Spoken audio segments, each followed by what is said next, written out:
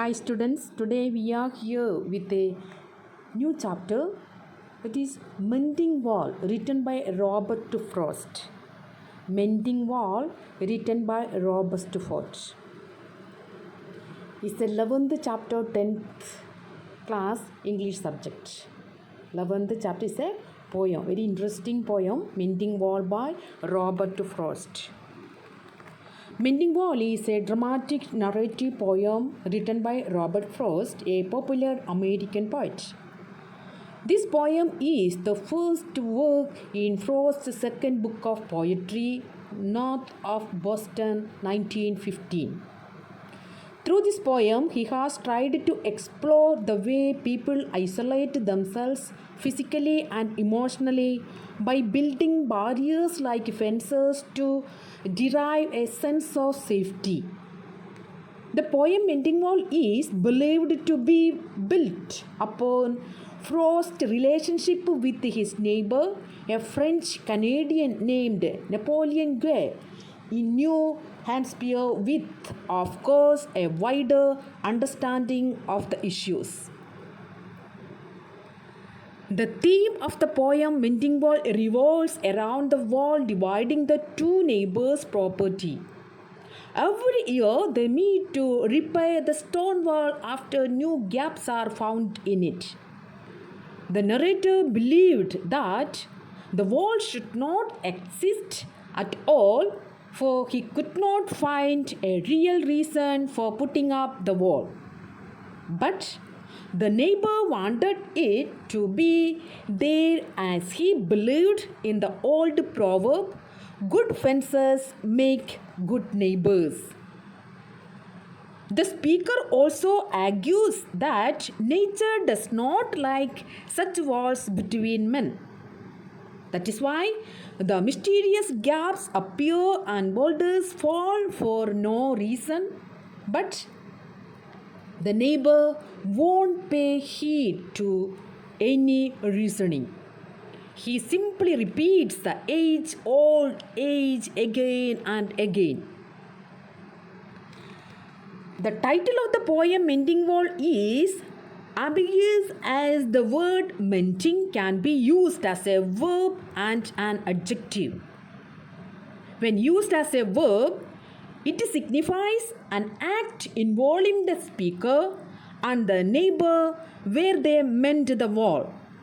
But when used as an adjective, mending implies a distinguished relationship that the speaker and his neighbor share, which they are trying to mend. Before starting the lesson, let me speak about the author Robert Frost. Robert Frost is one of the most popular American poets of the 20th century. He is highly regarded for his realistic depictions of rural village, especially settings from his life in rural New England to examine complex philosophical questions. Menting Wall is an example. He moved to Britain, where he came under the influence of Irish and English writers like Thomas Hardy and W.B. Yeats. He was awarded for Pulitzer Prizes for his poetry in his lifetime and was nominated for the Nobel Prize in Literature for 31 times. His other masterful works include Home Burial, Directive, Stopping by Woods on a Snowy Evening, The Lovely Shall Be Chooses, Spring Pools, etc. The poem Menting Wall is composed in blank verse and comprises of balanced iambic stresses. It is in first person narrative and cast it a continuous fashion rather than being divided into stanzas to enhance the informal conversational tone. Here we will be starting the poem Menting Wall. I will explain you line by line and it will be easy for you to understand the lesson.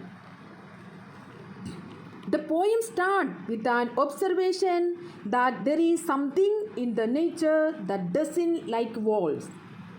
In the poem Menting Wall, nature acts as a third character alongside the speaker and his neighbor, even though this has not been explicitly mentioned. The starting line refers to a something which opposes creating a wall. By differentiating something from someone, he marks his stand that those are not humans but things which are keeping him from building the wall. The term wall here presents an example of metaphor to explain both the kinds of barrier, mental and physical. Coming to next lines, that sends the frozen ground swell under it and spills the upper boulders in the sun. These lines presents a powerful image of something which causes the cold ground under the wall to swell and burst. The ground bursts in a way that the boulders come spitting out from within to the outside. It merely explains the view of the speaker that something wanted to keep the wall from being constructed, so it crumbles from the natural action. This is a beautiful use of personification of the unseen force of nature. The nature breaks the wall because it does not like it to stay there. Coming to next line, and makes gaps even two can pass abreast. The speaker further says the crumbling of the wall due to the natural activity makes gaps where the two neighbors can pass through easily. Next line, the work of hunters is another thing. I have come after them and made repair where they have left not one stone on a stone. The speaker points out that the work of the hunters is another obstacle to the wall between the two neighbors. They cause damage to the wall during their sport and don't make repair to those damages. The speaker has to make regular repairs as he points it in, I have come after them. It may be because the wall restricts the otherwise wider spread of the hunting ground. Next line, but they would have the rabbit out of hiding to please the eating dogs. The speaker continues to point out the trouble that hunters cause. They don't even hesitate to tear down the walls to find the rabbits from hiding to please their barking, yelping dogs. The gaps, no one has seen them made or heard them made, but at spring mending time we find them there. Despite various contributions, causes for the wall being torn down, the fact remains that nobody knows or hears about how or when the gaps are formed. But the speaker certainly discovers the gaps at the spring mending time.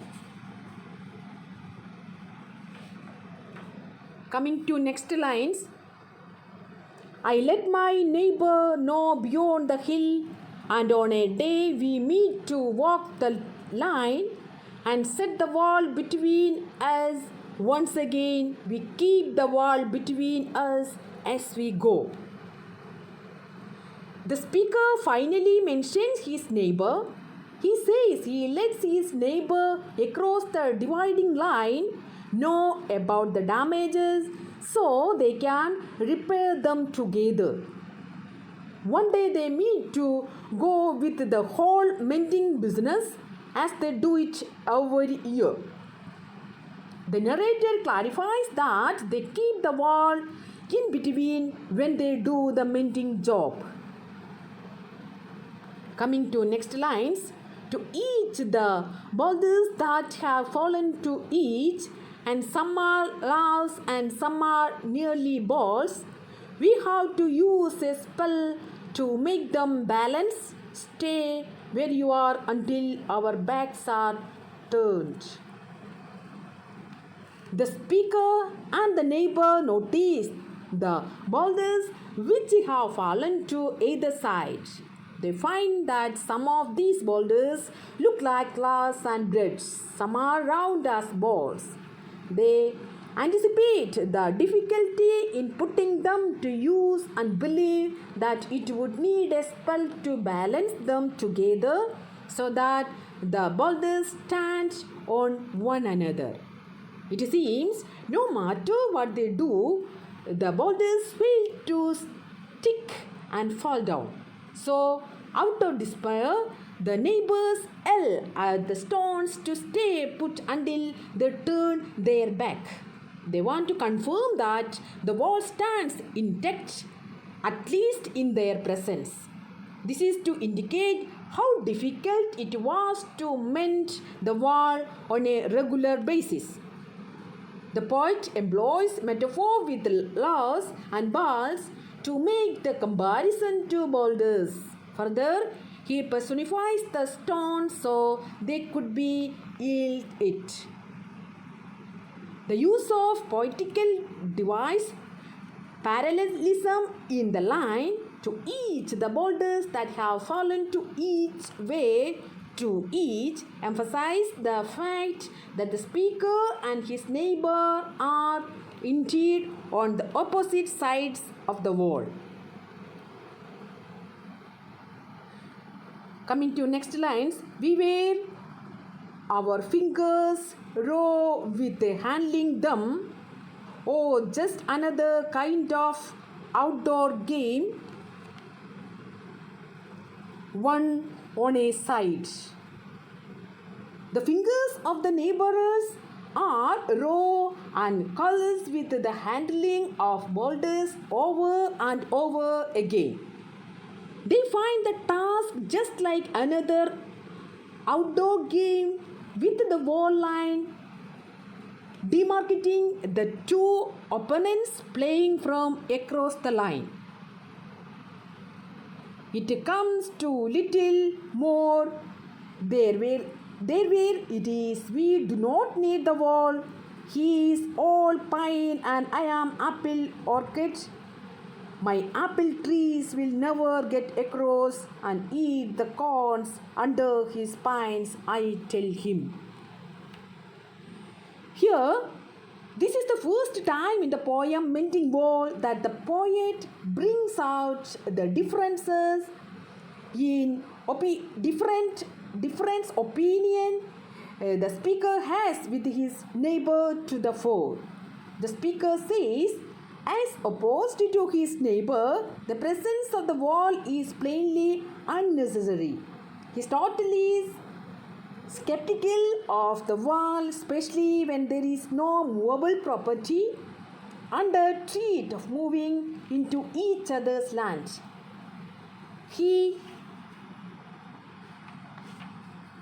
mentions that they have two different kinds of orchid.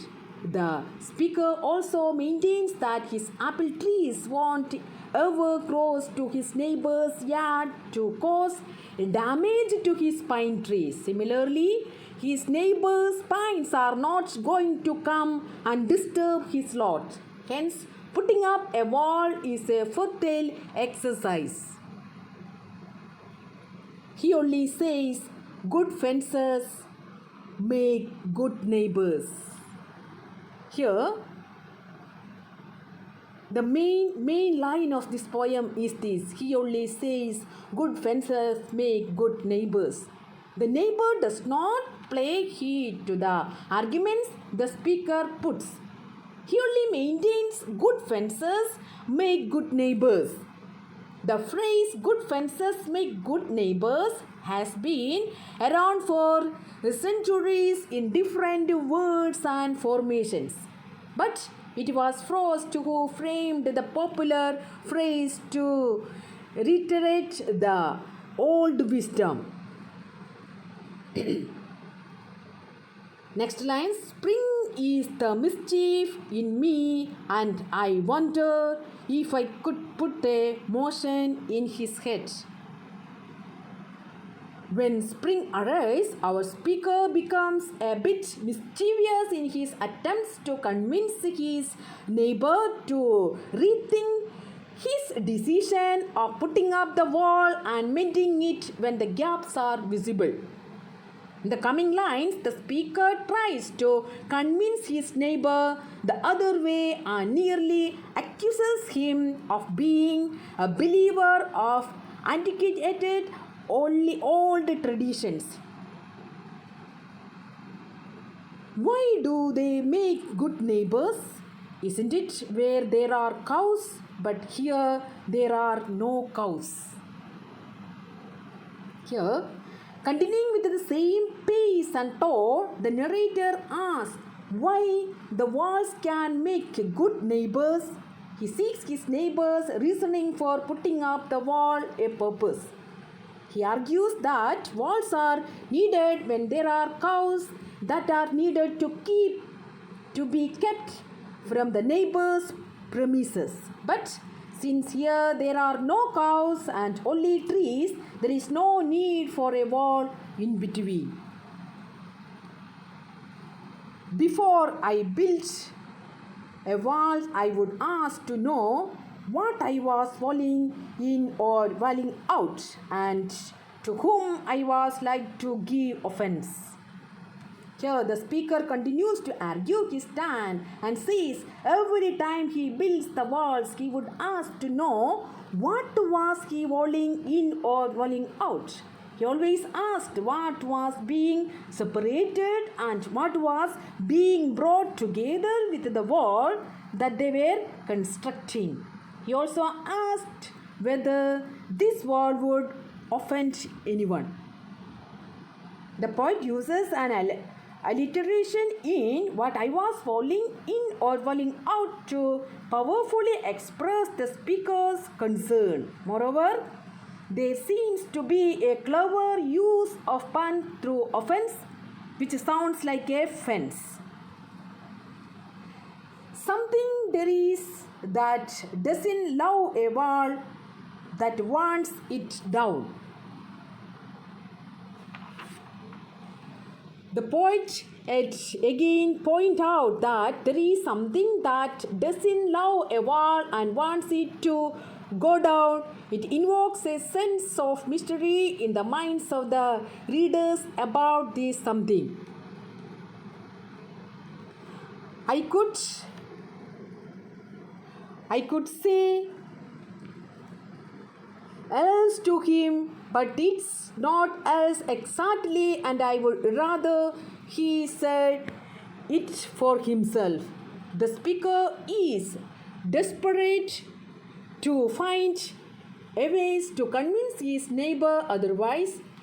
He says that he could point towards else as the reason for bringing down the wall, but he knows it is not really the else.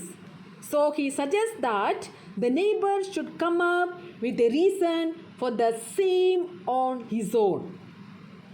Here, the poet makes an allusion to elves. The elves are tiny, mythical, supernatural beings from folklore. Here, I see him there, bringing a stone grasped firmly by the top in each hand like an old stone savage armed. Despite all his efforts, that hopes, that dreams of turning the neighbor around, the speaker sees that the neighbor is bringing stones grasped firmly by the top in each of his hands. He looked like an armed old stone savage, totally unaffected by the speaker's intentions and desires. With the use of like, the poet uses smile to compare the appearance of the neighbor with an armed old stone savage. This is also symbolic in suggesting that the neighbor's thoughts and ideas were here. He moves in darkness as it seems to me, not of woods only and the shade of trees. The speaker now firmly believes that the neighbor is living in darkness, not just the darkness due to woods and tree shades. The speaker feels that the neighbor is under the tight grip of darkness of ignorance.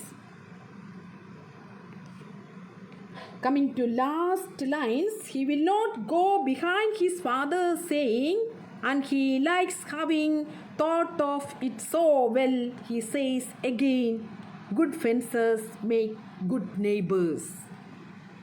Here, the speaker says that his neighbor is unwilling to compromise his hereditary wealth. He is unwilling to go beyond something his father used to say. He probably likes how well he can remember it. The neighbor stands his ground and utters again, good fences make good neighbors. With these lines, this poem is getting over. The poem Menting Wall, the poet Robert Frost takes an ordinary setting of two neighbors and their efforts to mend the wall to deliver something more significant. The wall, the dispute, the different philosophies of the two neighbors. All these may hold more significance than it seems. Here, through the fence, the poet tries to show how we create barriers to isolate ourselves from the outer world. Through the dispute between the neighbors, he brings to the forefront of the frequent clash of tradition and modernity, where youth is trying to tear down the idols of tradition and old is willing to do just about anything to cling to this existing tradition and beliefs. While the narrator's philosophy about something presents the theory that nature does not like a wall between people, it may even indicate that this something is in human nature, in our mind too. So the narrator attacks the neighbor using the word savage as he wants to shy away from others around him. Here the poet makes a distinct use of paradox by using two opposing instances and opinions by repeating the contrasting lines. Something there is that doesn't love a wall, and good fences make good neighbors. Thank you so much.